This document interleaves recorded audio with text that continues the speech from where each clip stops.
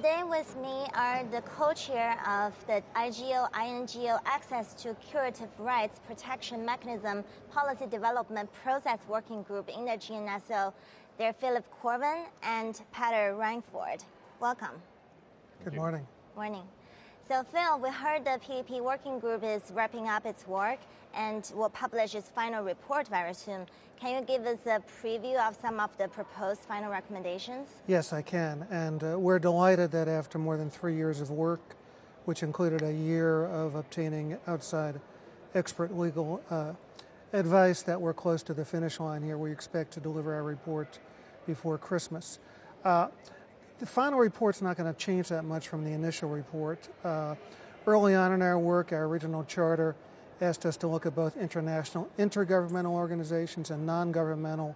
We decided early on there was no sound reason to treat non-governmental organizations separate from other private parties. We got permission from GNSO Council to narrow our charter in that respect. That will remain.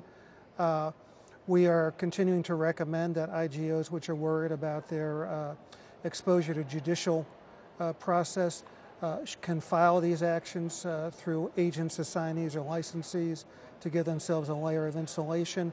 One change that we do have from the initial report, initially we had recommended that IGOs which invoke their rights under Article 6 tier of the Paris Convention, which gives them not trademark rights but protection in national trademark law regimes, would automatically get standing to bring these UDRP and URS actions. Now we're saying that should just be evidence to be considered by the panelists as to whether they have standing if they lack registered trademark rights.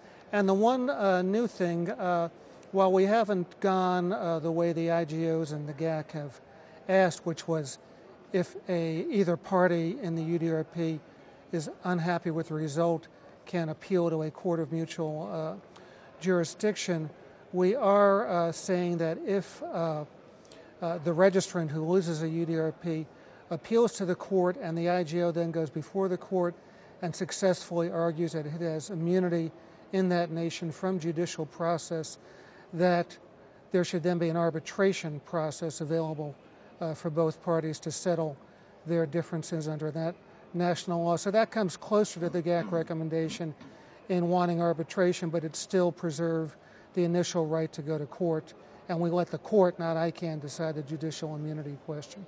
So that's pretty much the main points in our final report, and we expect by the end of November to take a consensus call on all of this among all the working group members and to publish the final report before the end of the year.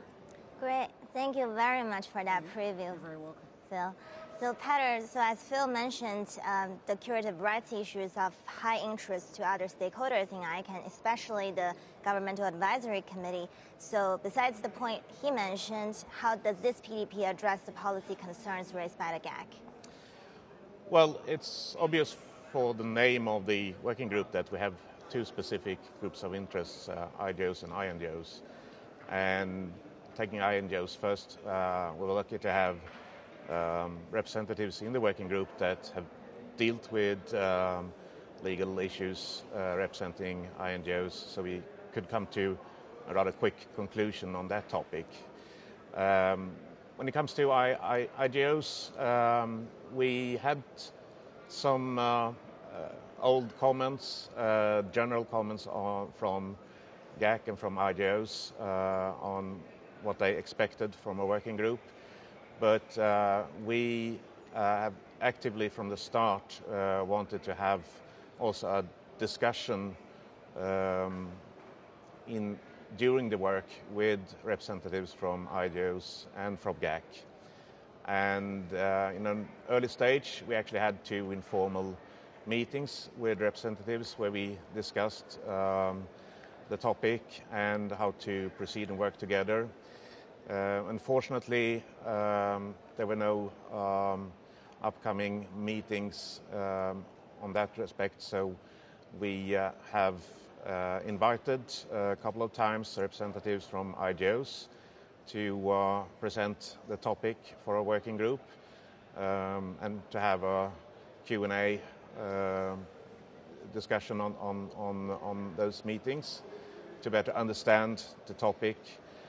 And we have also had informal conversations with IGO representatives to get as much new input as possible for our suggestions.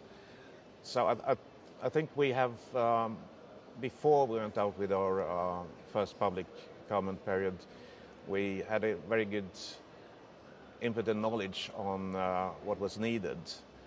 And then, of course, counting on the comment period, public comment periods, most of the replies were from representatives from IGOs, and we have spent a number of the follow-up meetings going through in details these comments and to make conclusions on what was needed to give the best input and solution. Thank you very much, Petter. So thank you for sharing the information, both Phil and Petter. Good luck with the remaining work and look forward to reading the final report. Yes. Thank you very much. Thank you. Thank you.